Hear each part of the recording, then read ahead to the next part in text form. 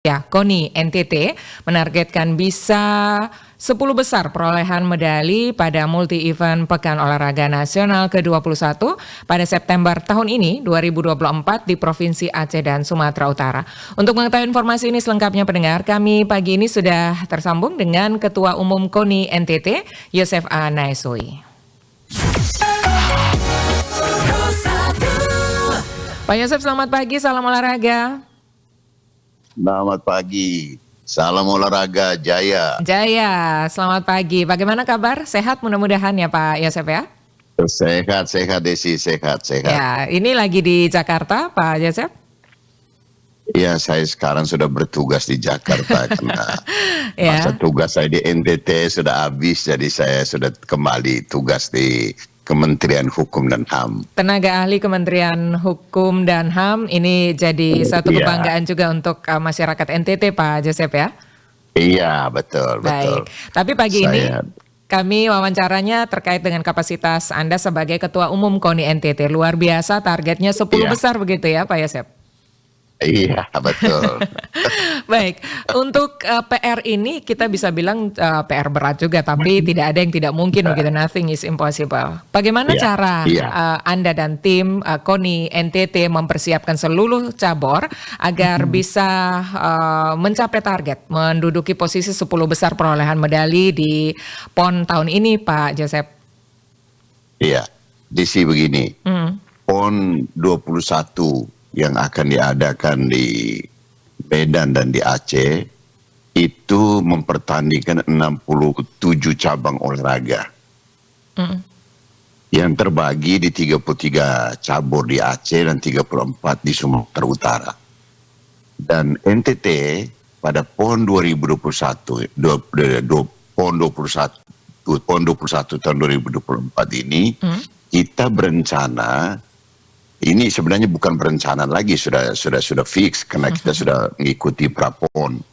Itu mengirim 182 atlet, 56 pelatih, 24 manajer, 20 ofisial. Jadi saya konsentrasi aja 182 atlet.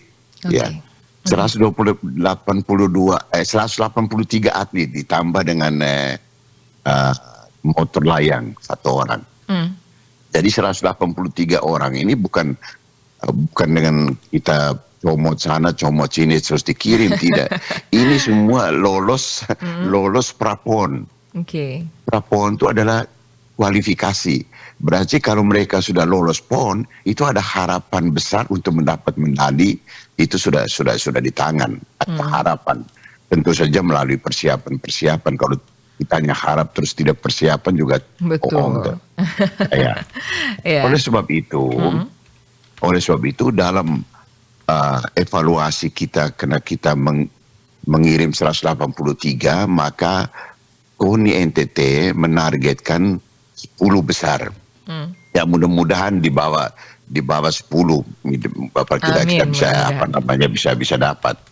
Ya, karena logikanya pada PON 20 tahun 2021 di Papua, kita mengirim 62 atlet.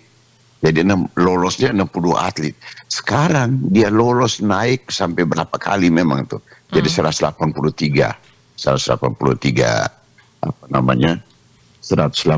orang. Jadi saya kira wajar kalau kami membuat target masuk 10 besar, Desi. Tidak muluk-muluk Pak Yosef, kalau ada yang bilang begitu bagaimana? Kenapa? Kalau ada yang bilang wah ini terlalu muluk-muluk ini untuk posisi 10 besar. Ya, mungkin banyak orang Belanda mengatakan overbode, terlalu berlebihan. Ya. Tetapi begini Desi, saya mau jelaskan bahwa kita mengikuti 24 cabang olahraga. Dan NTT pada saat kita melakukan PON, semua cabur-cabur perorangan, baik permainan maupun bela diri, itu semua 3 besar. Iya, jadi semua pertandingan, misalnya bela diri. Kita di bela diri itu ada 71 orang. 71 orang yang 3 besar itu. Jadi wajar kalau kami menargetkan 10 besar. Contoh misalnya, misalnya ini, Taekwondo, ada empat-empatnya kita semua 3 besar. Kemudian Kempo kita kirim 33, 20 masuk 3 besar. Jadi bagaimana kita tidak target 10 besar? Bahkan bisa di bawah itu ya, di bawah angka 10 mungkin Pak Joseph. Iya. Jadi cabang perorangan tuh ada 71. 71 orang cabang perorangan yang kita kirim tuh. Belum sepak bola, belum yang bergu itu. Jadi dari 71 aja, kalau kita persiapan benar-benar mulai dari saat sekarang, karena kami sudah melakukan persiapan sekarang, saya kira tidak mungkin, tidak ada yang tidak mungkin kita bisa menembus 10 besar. Maka itu saya optimis bahwa 10 besar itu mudah-mudahan dengan ridho Tuhan Yang Maha Kuasa dan perjuangan kita semua dan dukungan dari masyarakat Nusa Tenggara Timur, saya kira NTT akan mendapat 10 besar. Amin ya. Untuk cabur prioritasnya apa saja Pak Joseph di NTT ini? Iya. Jadi prioritas kita yang pertama tuh adalah Kempo, Taekwondo, tarung derajat, tinju, wushu, karate, itu, pencak silat. Pokoknya olahraga yang bekelai itu jangan lawan NTT deh. Fisiknya sudah ini ya, tangguh gitu. Saya sudah ngomong dengan teman-teman koni-koni di seluruh Indonesia. Saya bilang kalau bergu ya lu pasti lawan kami menyerah deh. Bergu gitu. Tapi belum tentu juga sepak bola ini belum tentu juga kita kalah. Ya bayangkan sekarang kita sudah lolos juga. Jangan main anak NTT sekarang banyak yang dipanggil untuk main di Liga 1 di Nasional. Di Jakarta atau di Denpasar. Bayangkan kita Marcelino pemain kita berdarah ngada. Iya, luar biasa. Dia tadi pagi dia WA saya, dia bilang, Om kalau semifinal tolong datang nonton. Saya bilang ya, berdoa supaya saya bisa datang hari Senin. Amin, mudah-mudahan ya. Oke, ya kita kembali lagi. Itu berarti untuk fisik, ketangguhan fisik atlet-atlet kita ini bisa mendukung target kita begitu ya untuk 10 posisi 10 bahkan kita harapkan di atas di bawah itu. Pak Joseph, untuk dukungan sendiri dari pemerintah kepada KONI untuk mencapai target ini seperti apa sejauh ini Pak Joseph? Ya tentu saja masalah pendanaan kita sama-sama dengan pemerintah pada saat minggu yang lalu kami melakukan audiensi dengan pejabat gubernur. Dia sudah mengatakan bahwa ya karena ini sudah lolos prapon ya mau tidak mau suka atau tidak suka kita harus cari dana Pak Yosef. Saya bilang Pak pejabat mari kita sama-sama kita gotong royong cari dana karena memang pada saat penutupan di Medan dan di Aceh Pak pejabat akan menerima api obor PON untuk didalakan di NTT pada tahun 2028. Oleh sebab itu ada kebanggaan tersendiri bagi kita. Kalau seandainya kita menerima obor dan kemudian kita dapat 10 besar, saya kira merupakan kebanggaan tersendiri bagi kita. Walaupun kita mengatakan orang pasti mengatakan, oh ini pasti overbody benar. PON kemarin aja kita hanya urutan 19 masa sekarang jadi 10 besar. Saya bilang ya tidak apa-apa. Tidak mungkin ya. Kita berjuang.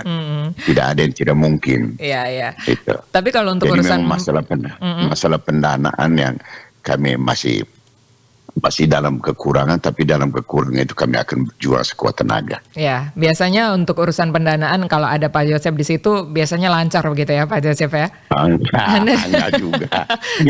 Selain pemerintah, apa Anda juga kemudian membuka pintu-pintu donatur lainnya dan akan menggunakan link-link seperti biasa begitu untuk mensupport? Saya biasa minta teman-teman di sini, saya tidak malu-malu kalau misalnya untuk NTT, saya biasa nodong aja teman-teman di sini. Kalau untuk pribadi saya malu, tapi kalau untuk saya tidak malu. Untuk NTT begitu ya? Untuk NTT segalanya kita kasih. Tapi biasanya kalau untuk menjual NTT, Anda ingin meyakinkan kepada calon-calon donatur ini seperti apa? Apalagi untuk urusan olahraga begitu ya. Kalau kita secara jujur, secara data saja, kita belum bisa begitu mampu mengambil hati para donatur. Tapi apa yang kemudian Anda jual agar mereka mau memberikan donasi kepada NTT, harapannya untuk bisa mencapai target 10 besar dan nanti PON berikutnya kita akan menjadi tuan rumah yang sukses begitu. Jalannya melalui ini dulu ya begitu Pak Yosef. Iya betul. Saya kira Desi kalau tanpa teman ke sahabat yang baik tidak mungkin saya bisa dapat sponsor.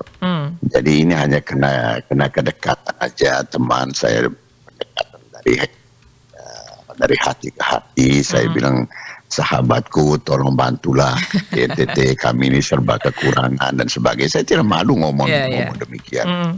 Dan mereka tergerak. Ya saya bilang, ya dari saya biasa ngomong secara bercanda. Saya bilang, yuk mau masuk surga nggak? Kalau di Kristen, yuk ada perpuluhan, tolonglah kasih kita. Yang di Muslim ada zakat, fitrah ya. Saya bilang, ya yuk dikasih lah. Salurkannya lewat ini ya. Ya tapi sambil bercanda. Tapi terlepas dari itu, banyak sekali orang di Jakarta ini mau membantu. Tanya bagaimana caranya membantu, dan kemudian harus ada ketulusan dari kita, keterbukaan dari kita bahwa uang ini benar-benar dipergunakan oleh orang yang seharusnya dipergunakan. Itu hanya kepercayaan aja dan kejujuran aja. Dan saya selalu mengatakan tidak usah kasih ke saya. Langsung aja berupa barang dan sebagainya. Contoh Desi, saya membawa 36 rombongan ke Meksiko. 36. Itu tanpa 1 sen APBD pada saat saya masih wakil gubernur. Itu Meksiko, bayangkan biayanya begitu besar loh. Biayanya berapa M tuh biaya ke sana. Tapi semuanya itu saya minta dari teman-teman semua dari swasta. Dan tidak ada APBD 1 sen pun tidak. Itu alasan tadi saya menyampaikan di awal Pak Joseph ya. Kalau biasanya ada Pak Joseph biasanya lancar urusan pendanaan begitu. Nggak lancar juga, tapi ya mudah-mudahan atas doa masyarakat NTT saya kira ya teman-teman di Jakarta juga bisa membantu. Baik, selain doa. Tidak banyak tapi kita bisa membantu. Baik Pak Joseph, selain doa ya, masih ada waktu sampai nanti pemberangkatan para atlet dan juga kemudian PR berikutnya mencapai target. Apa yang ingin Anda sampaikan ya agar kendala-kendala ini satu persatu bisa terurai dan juga dukungan doa dari masyarakat. Silakan Pak Joseph. Ya, jadi yang pertama, kami mohon doa restu dari masyarakat Nusa Tenggara Timur.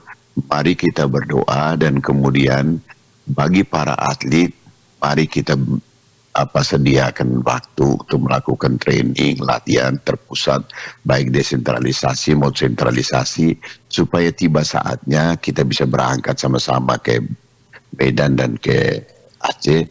Hasilnya bisa sesuai dengan apa yang kita harap. Amin. Tentu saja masyarakat Nusa Tenggara Timur, kami menghimbau kalau misalnya KONI nanti melakukan atau induk-induk organisasi melakukan suatu kegiatan untuk mencari dana, monggo kami mohon dengan sangat masyarakat bisa ikut berpartisipasi sesuai dengan kemampuan masing-masing. Misalnya kami akan melakukan pasar murah dan sebagainya. Itu saya kira nanti adik-adik saya di Kupang akan melakukan itu. Kami sudah bagi tugas. Dan kemudian kami sudah sekarang mulai bulan Mei ini sudah melakukan sentralisasi.